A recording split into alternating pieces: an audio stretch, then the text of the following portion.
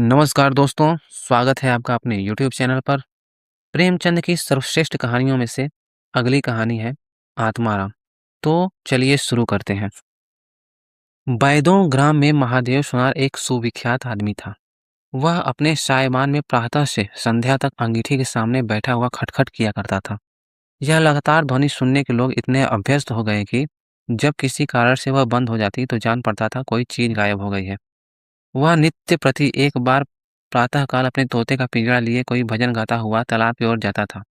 उस धुंधले प्रकाश में उसका जर्जर शरीर, पोपला मुंह और झुकी हुई कमर देखकर किसी अपरिचित मनुष्य को उसके पिशाच होने का भ्रम हो सकता था। ज्यों ही लोगों के कानों में आवाज आती, सत गुरुदत्त शिवदत्त दाता, लोग समझ जाते कि भोर हो गया। महादेव का पारिवारिक जीवन सुखमय न था। उसके 3 पुत्र थे, 3 बहुएं थी, दर्जनों नाती पोते थे, लेकिन उसके बोझ को वो हल्का करने वाला कोई न था। लड़के कहते हैं जब तक दादा जीते हैं हम जीवन का आनंद भोग लें, फिर तो ढोल गले पड़ेगा ही। बेचारे महादेव को कभी कभी निराहार ही रहना पड़ता। भोजन के समय उसके घर में साम्यवाद का ऐसा गगनभेदी निर्घोष होता कि वह भूखा ही उठाता और नारियल का हुक्का पीता हुआ सो जाता। उसका व्यावसायिक जीवन और भी अशांतिकारक था।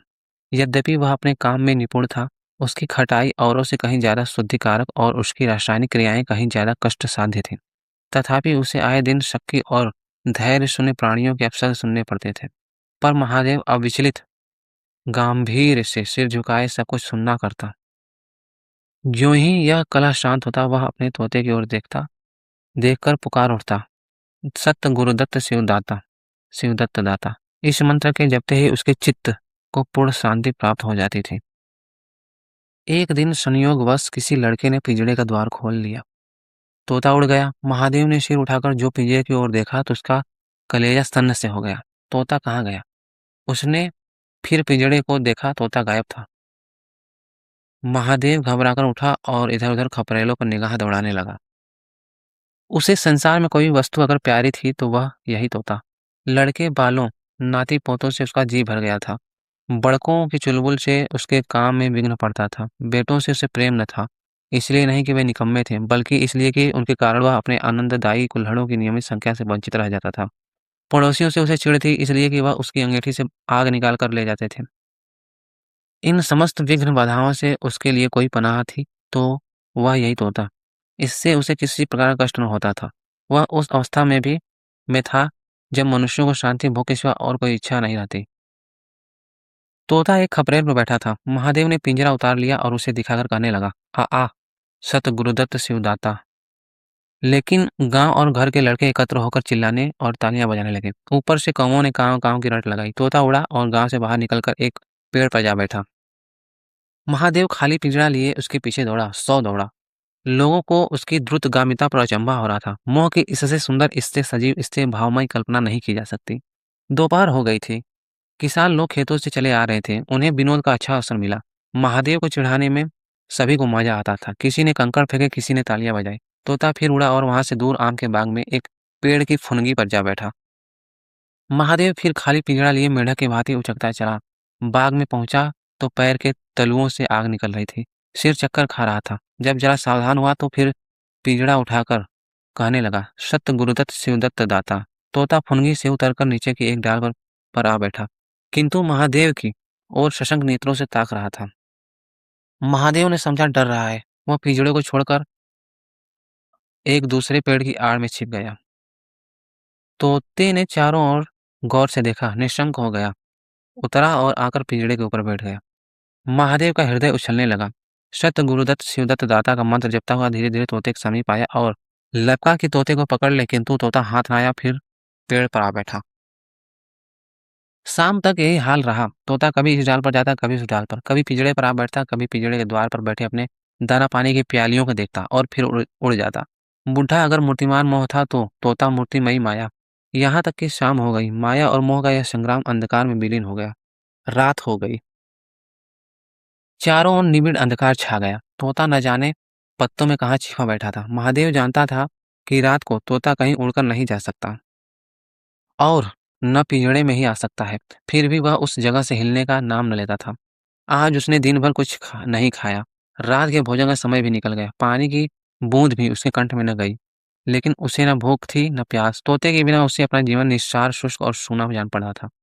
वह दिन-रात काम करता था इसलिए कि यह उसकी अंतःप्रेरणा थी। जीवन के और काम इसलिए करता था कि आदत थी। इन कामों में उसे अपनी सजीवता का लेश मात्र भी ज्ञान न होता था। तोता ही वह वस्तु था, जो उसे चेतना की याद दिलाता था। उसका हाथ से जाना जीव का देह त्याग करना था। महादेव दिन भर का भूखा प्यासा थका मादा रह रहकर झपकियाँ ले लेता था, किंतु एक क्षण में फिर चौंक कर आंखें खोल देता और उस विस्मित अंधकार में उसकी आवाज़ सुनाई देती, "सत्य गुरुदत्त शिवदत्त दाता।" आधी रात गुजर गई थी। सहसा वह कोई आहट पाकर चौंका। देखा एक दूसरे वृक्ष के नीचे एक धुंधला दीपक जल रहा है और कई आदमी बैठे हुए आपस में कुछ बातें कर रहे हैं। वे सब चीलम पी रहे थे। तम्बाकू की मांग ने उसे अधीर कर दिया। उच्च स्वर से बोला, "सत्य गुरुदत्त शिवदत्त दाता।" और उन आदमियों की ओर चीलम पीने चला गया। किंतु जिस प्रकार बंदूक की आवाज़ सुनते ही हिरन भाग जाते हैं, उसी प्रकार उसे आते देख सबके सब उठकर भागे। कोई इधर गया, कोई उधर। महादेव चिल्लाने लगा, "ठहरो, ठहरो!" एकाएक उसे ध्यान आ गया, ये सब चोर हैं। वह जोर से चिल्ला उठा, "चोर, चोर, पकड़ो, पकड़ो!" चोरों ने पीछे फिरकर न देखा। महादेव दीपक के पास गया तो उसे एक कलसा रखा हुआ मिला, जो मोर्चे से काला हो रहा था। महादेव का हृदय उछलने लगा। उसने कलशे में हाथ डाला तो मोहरें थीं। उसने एक मोहरें बाहर निकाली और दीपक के उजाले में देखा, हाँ, मोहर थी। उसने तुरंत कलशा उठा लिया और दीपक बुझा दिया और पेड़ के नीचे छिपकर बैठा रहा। साहस से चोर बन गया। उसे फिर शंका हुई, ऐसा न हो चोर लौट आवे और मुझे अकेला देखकर मोहरें छीन ले।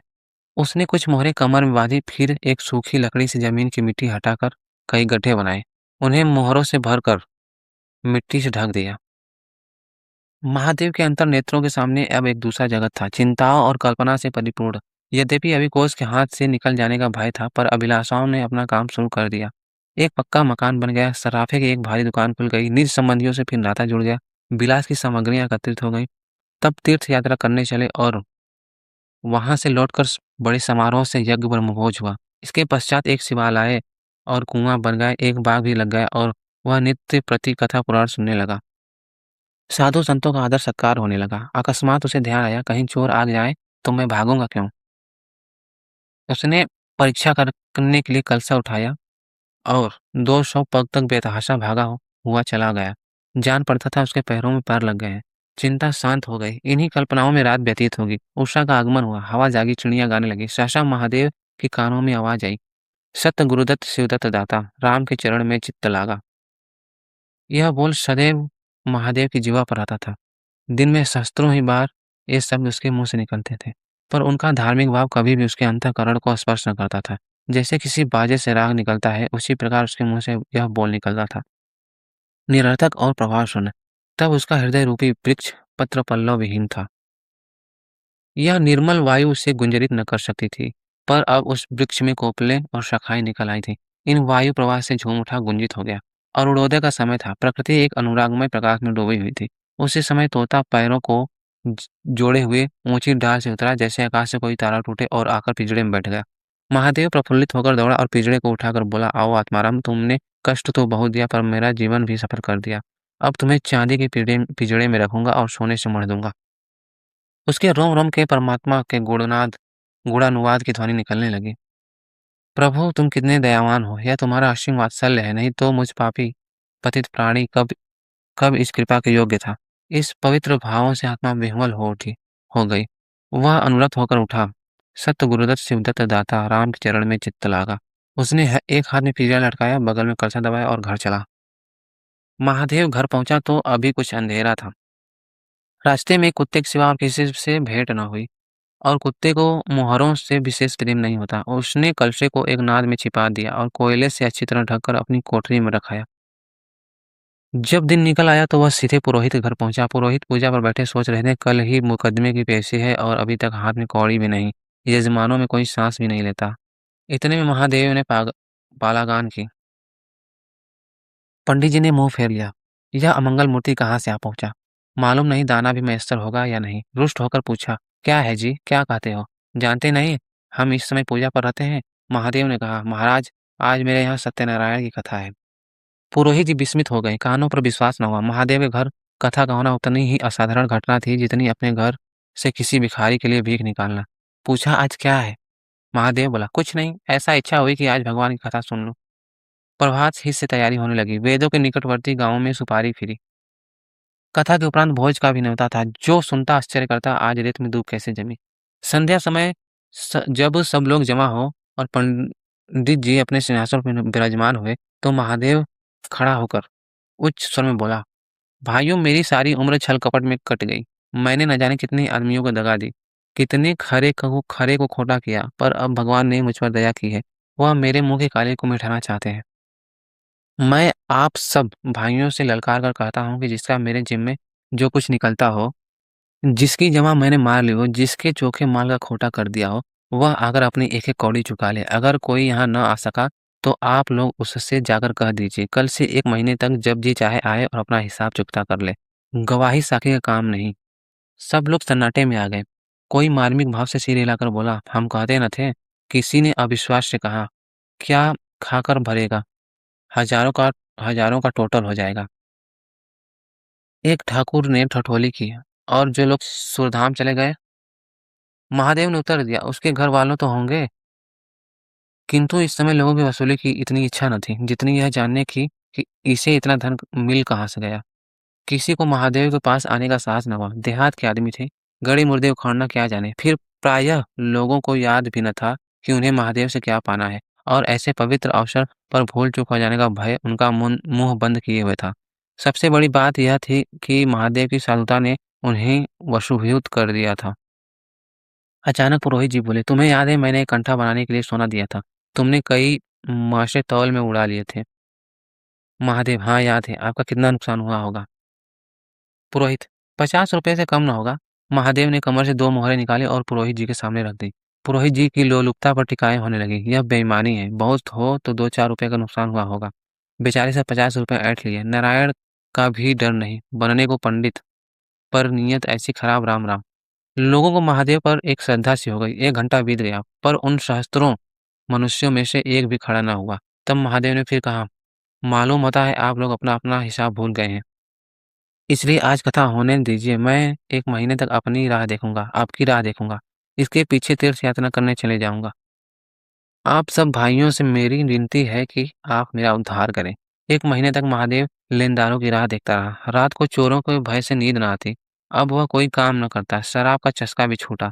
साधु अभ्यागत जो द्वार पर आ जाते हैं, उनका यथा योग्य सत्कार करता है। दूर-दूर उसका सुयश फैल गया। यहाँ तक कि महीना पूरा हो गया और एक आदमी भी हिसाब लेने न आया।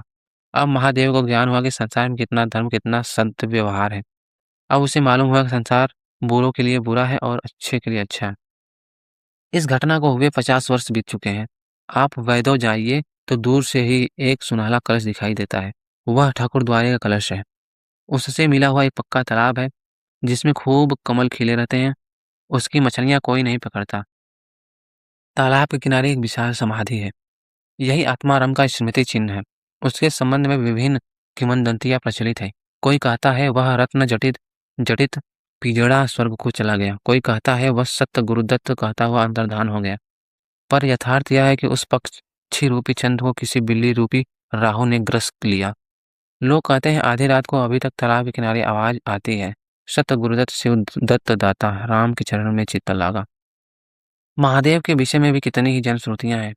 उनमें सबसे मान्य यह है कि आत्माराम के समाधिस्थ होने के बाद वह कई सन्यासियों के साथ हिमालय चला गया और वहां से लौट कर न आया। उसका नाम आत्माराम प्रसिद्ध हो गया।